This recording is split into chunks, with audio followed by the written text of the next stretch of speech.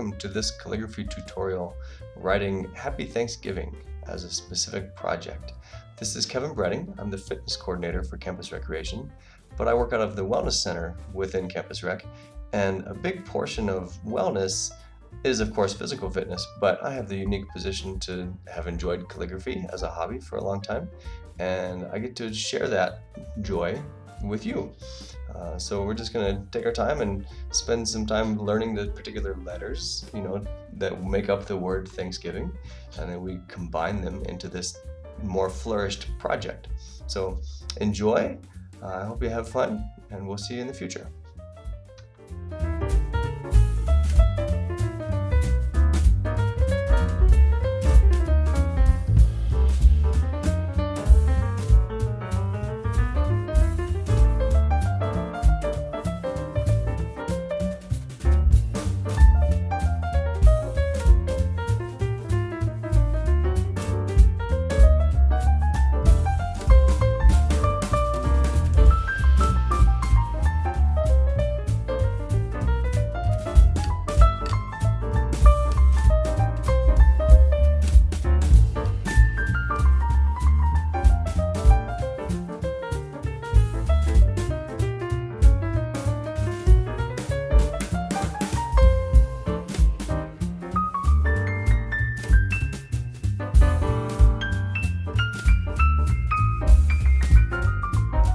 Recording.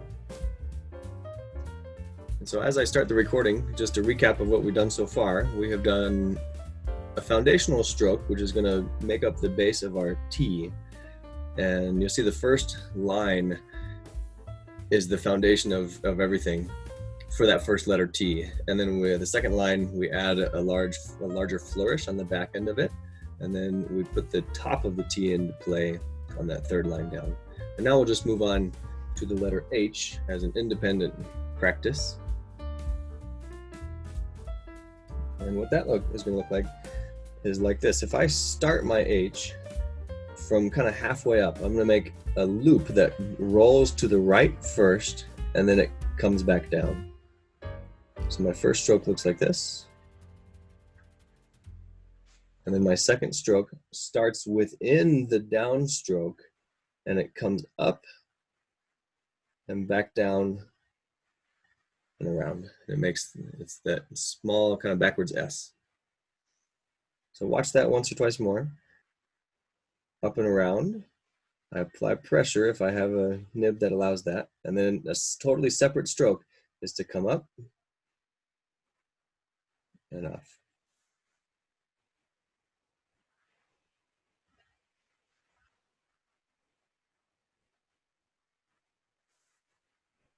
Okay, practice on your own. I'll go ahead and fill up this line with H's. I just noticed, which is a good habit, I suppose. I didn't give it to you beforehand, but on the left edge of my H there, I made an entry stroke, which is ideally what you should be doing, but I didn't mention it because inside the project, we don't have to worry about it. But I'll do it again, just in case you want to look at it. So I give an entry stroke as a single stroke, and I start where that left off.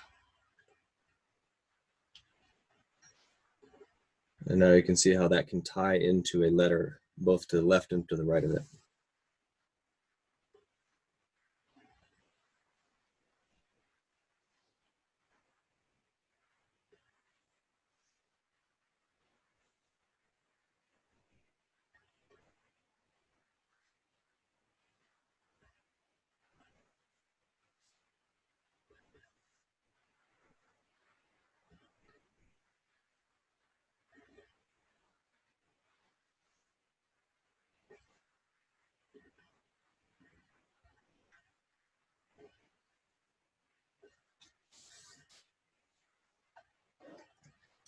And if you have guidelines, or if you've lined out your diagonal lines, use those as a guideline to build consistency. Those H's all look pretty good from my end, but I'm trying to land on that diagonal line specifically with the right edge of my thick stroke, but that's a little more refined technique. If we're just trying to land up with that diagonal, and that helps us create consistency. And that's kind of where a really well-formed calligraphy project or word pops out with how consistent it is.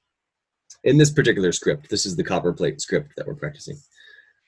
Everybody okay to move on to an A? Okay. I'm going to give it an entry stroke just for fun, which looks like this. Just that really thin spiderweb hair stroke. And then I make an oval as my second stroke. And I start a little bit below the top of the oval, and I go in a counterclockwise direction. And then I make a little bubble inside the O, and that's my, wait a minute, I'm not doing an O, I'm doing an A, sorry. The foundations are the same, let me start over. That's the same. And now I start from the top of, this is called the X height. The height of your lowercase letters is the X height. And I'm going to do a downstroke into that tail on the way up.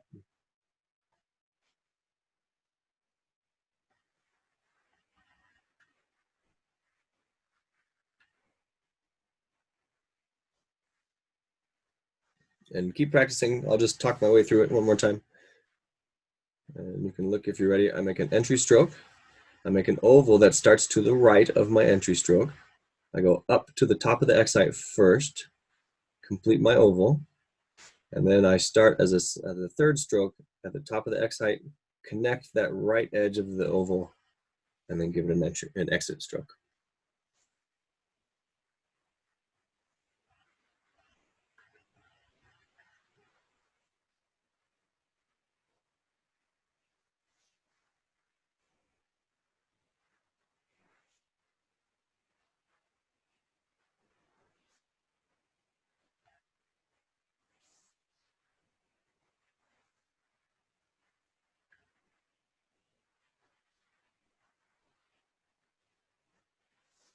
I'm going to do one more.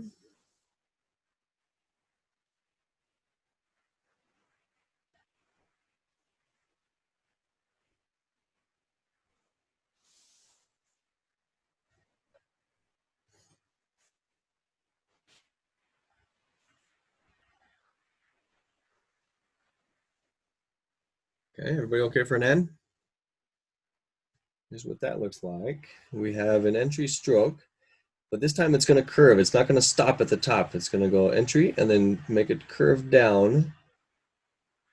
And that's my first part. And then I start within the downstroke, come up to the top of the X height, and make the same shape that we made in our H. So watch it again as I talk through it. The entry stroke comes up, curves around, and comes down and stops.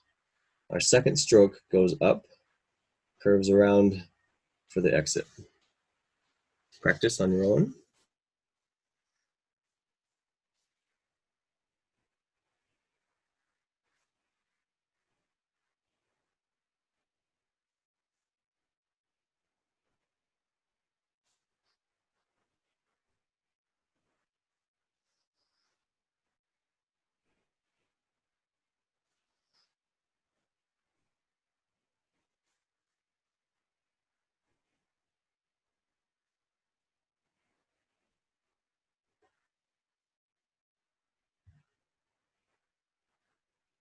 I've spoken to it, but I hope you are, in fact, thinking of these letter forms as multiple strokes that come together to form a letter.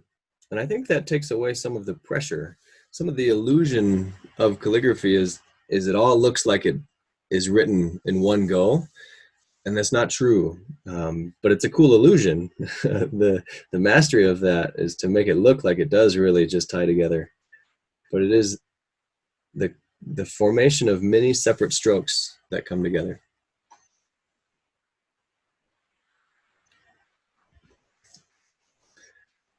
Okay, going on to a K. Are we ready for a K?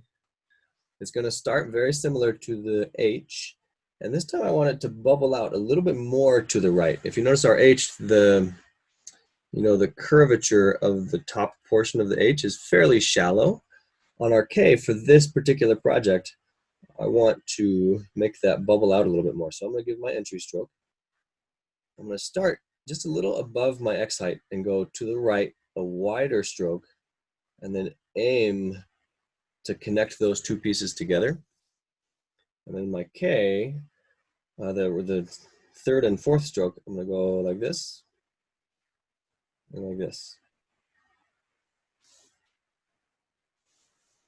So again, my entry stroke, I'm gonna make a larger oval to the right, come back down for a downstroke, and then two little pieces on the right.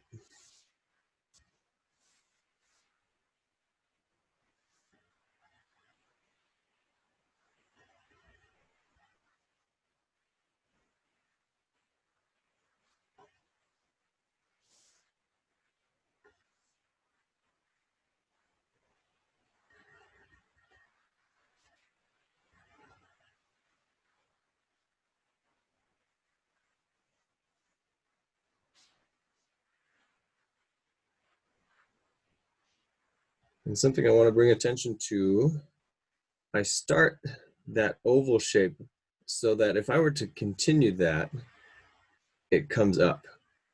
I want it to feel like it's going to just go through that line and move up into the left and then curve back around. That's where we're going to add into our project. So just have that thought in mind.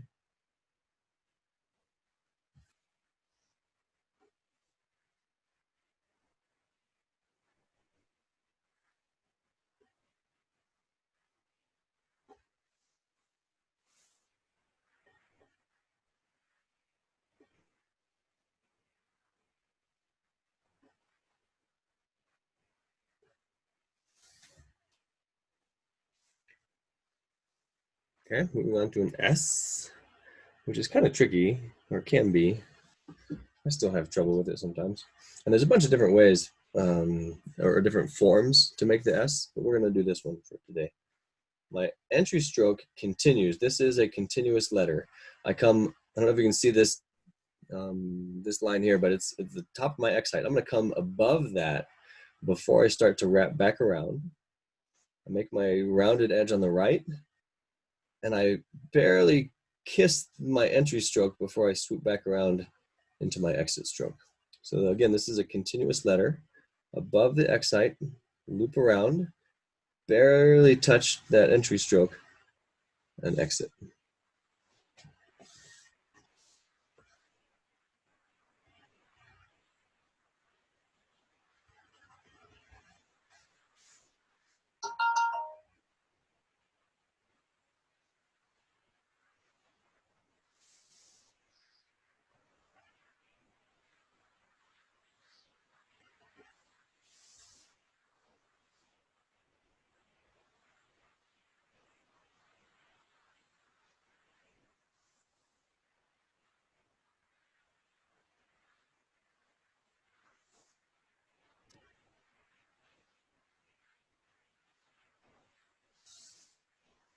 Okay, and if you have guidelines for how tall your letters are, again, in terms of the X height, you'll notice that that top really small oval makes its transition at the X height, just from a standardization point.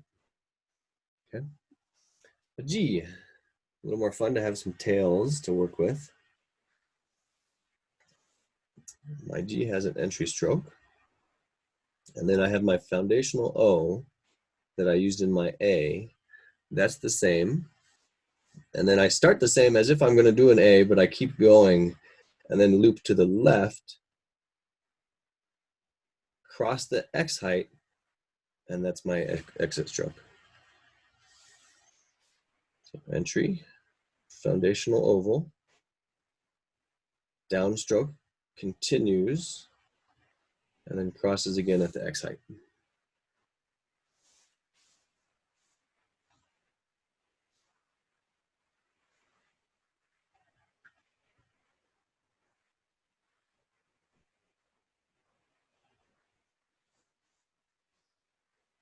I'm sorry if my hand's getting in the way. I'm trying to hold my paper.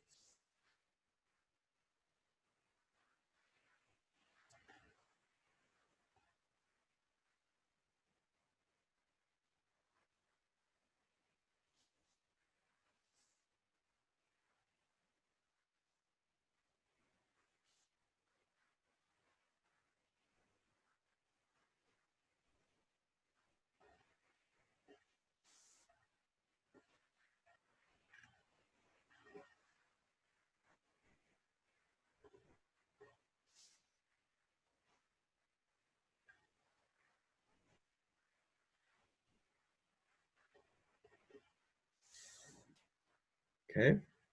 Everybody good? How are your pencils working out for you?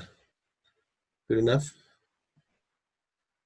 Kyra, did you end up trying to use your pointed nib or no? Yeah, good. Good.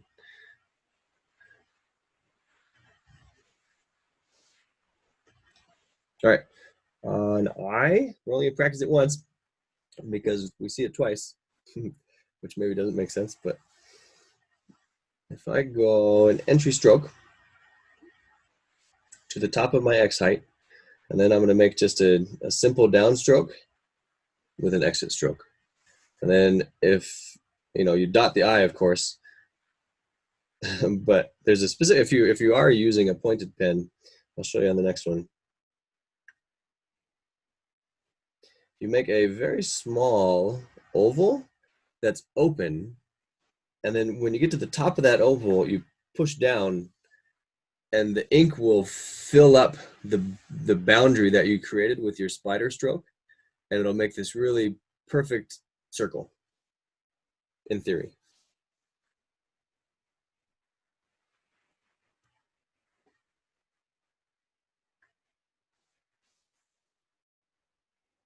And it's like a bead of ink that stays within the boundaries that you gave it. And assuming you drew good boundaries, then it'll stay there.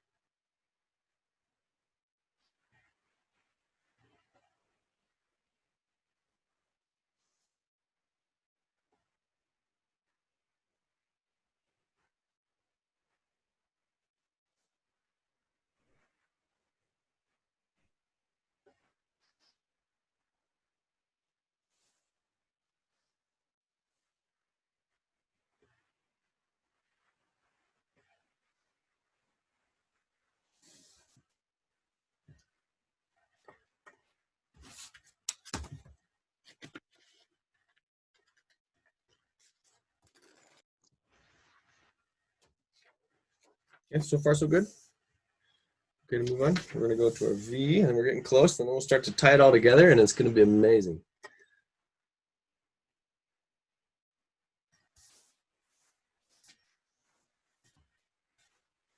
My V has an entry stroke, and then it loops back around and comes up to the top. And that looks very similar to like an N, or the foundational, the general shape of the stroke is very similar. But the last piece, the second stroke, on the left side of my exit, I'm going to make a downward transition.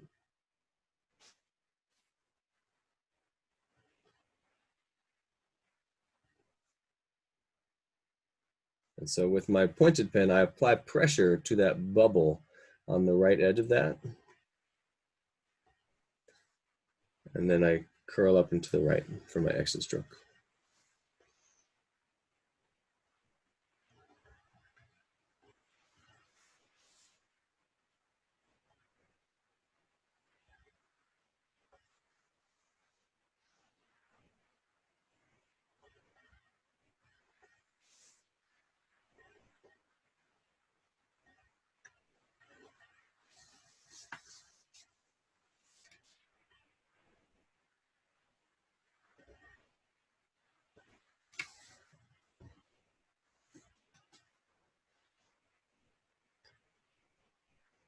We've already done an N, and we've already done a G. So that's exciting. Let's write the whole word without making it fancy yet. Let's just keep it simple. I will do our capital T because we've done it. Here's what it looks like. Go ahead and watch the whole thing before you do it on your own. I'll give you plenty of time. My T looks like this.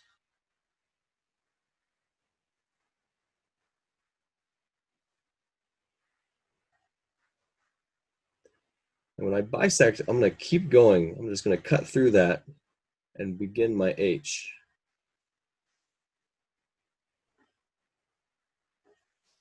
And then my exit stroke from my H becomes the entry stroke into my A. I go right into my N. I make a larger bubble on my K. right into my S.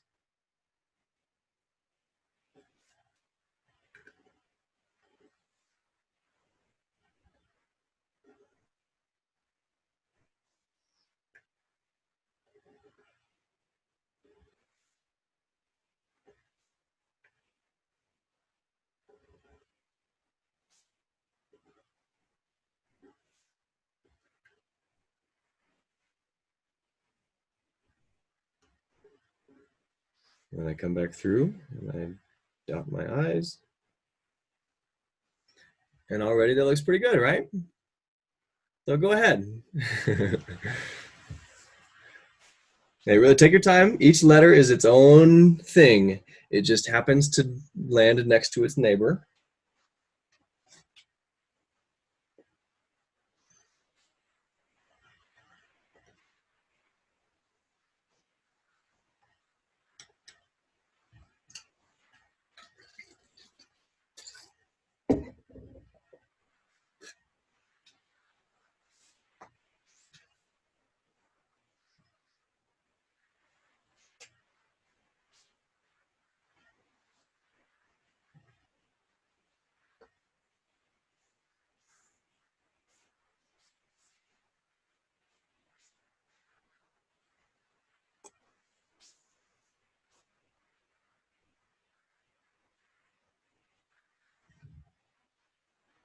For the sake of the recording, if now's a good time to pause and just study that, certainly go ahead and just practice, and then you can resume watching at your convenience.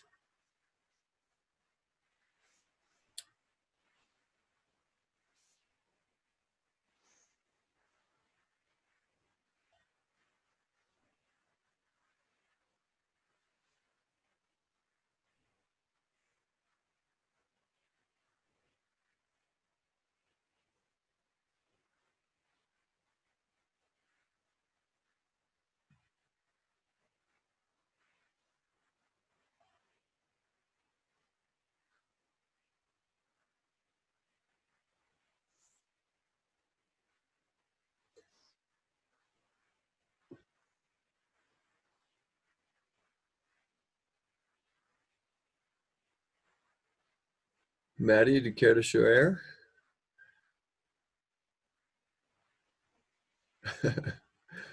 Take your time, but when you're done, give me a look, and I'll start to spice things up a little bit.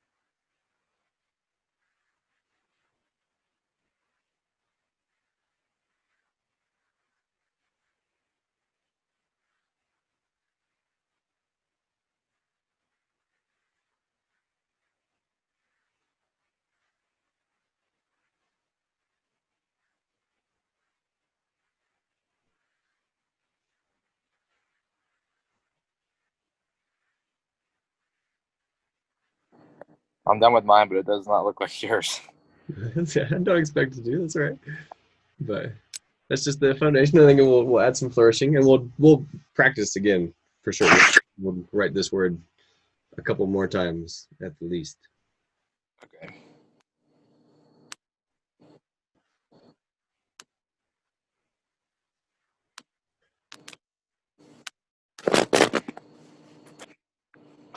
If you're ready, I'll leave this top one in view, and go ahead and I'll start to write again and add some flourishing, so you can kind of practice the base, or you can try to throw in some flourishes if you want. So here we go. My T is going to be the same.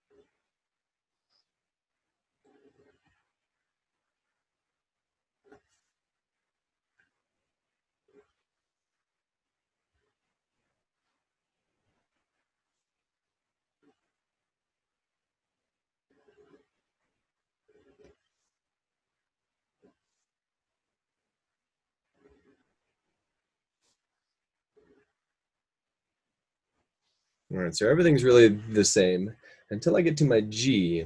When I make the bottom of my G, instead of completing my tail to the right, I'm going to wrap it around itself and stop in the middle of its bottom loop.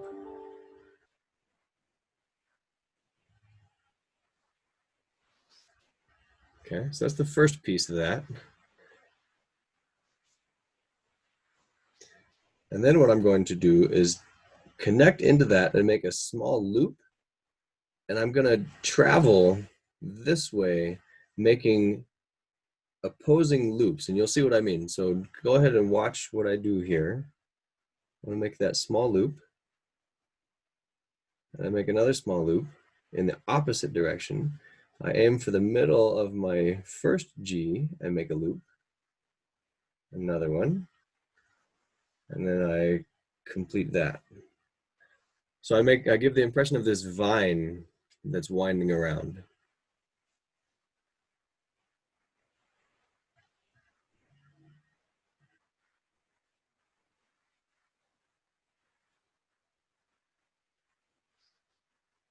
Okay, and then I'm going to come up to my K, and I'm going to do a similar thing, but I'm only going to do one. So I mentioned earlier the K is going to continue to go, and I want it to swoop back around and make one of those small loops inside of its own little circle. And then I'm going to finish with a larger tail going to the right.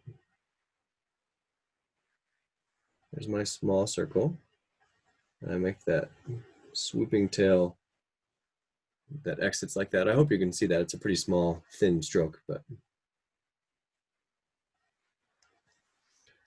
And then I'm going to start another stroke right here that goes to make a mirror image of this part of my T. I want it to go like this, such that it parallels the top of my T. And then I want to create that same idea to parallel this stroke. So I'm just going to start somewhere in there and do that.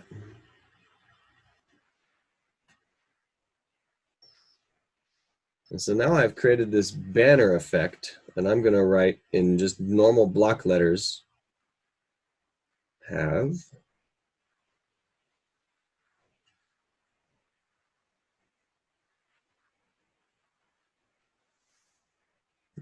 a happy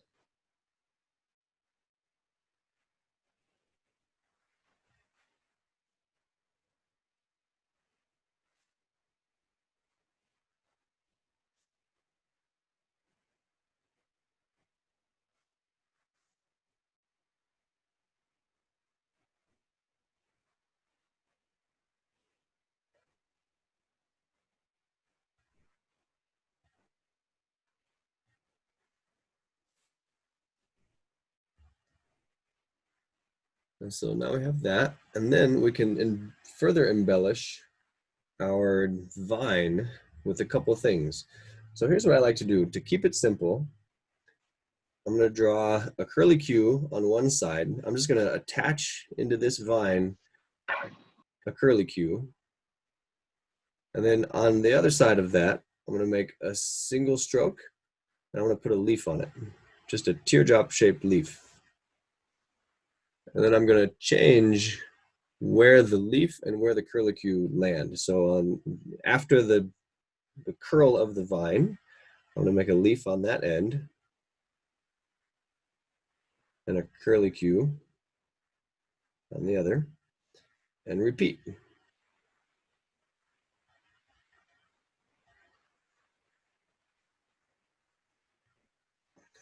Until I get to this last part.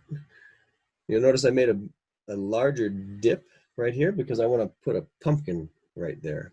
And I am nervous about drawing pumpkins, but I'll do my best. I think it looks okay. I'm going to make a small dip like that. And I'm going to make a small dip like this. And then I'm going to allow some overlap for the folds of the pumpkin. I'm just gonna wrap those around each other and then give it a stem. And there's my pumpkin. And it kind of looks like a like a Beyblade. I don't know if you know what those are. My kids are playing with Beyblades right now. But I'm okay at drawing vines and stuff, but if I start to try to get too fancy,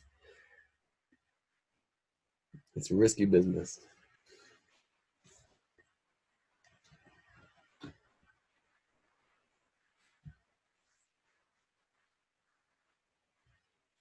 Cool. So I'll leave that in view, and I'm going to do it again. And I'll just write the whole thing from scratch, and you can certainly look or just practice your own thing. Oh, I forgot to dot my I's on the first one. There we go. Looks pretty good.